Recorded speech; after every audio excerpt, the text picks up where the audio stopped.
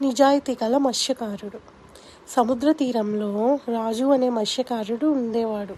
అతను చాలా పేదవాడు, అయినా నిజాయితీ కలవాడు.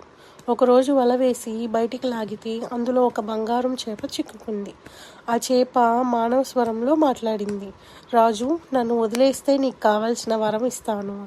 రాజు ఆశపడ్డాడు, కానీ ఆలోచించి అన్నాడు, నేను నిన్ను వదిలేస్తాను, నాకు అవసరం లేదు, నా కష్టార్జితంతో జీవిస్తాను అని సముద్రంలో వదిలేశాడు. చేప మళ్ళీ సముద్రం నుంచి బయటికి వచ్చి చెప్పింది, నీ నిజాయితీకి నేను మెచ్చిపోయాను.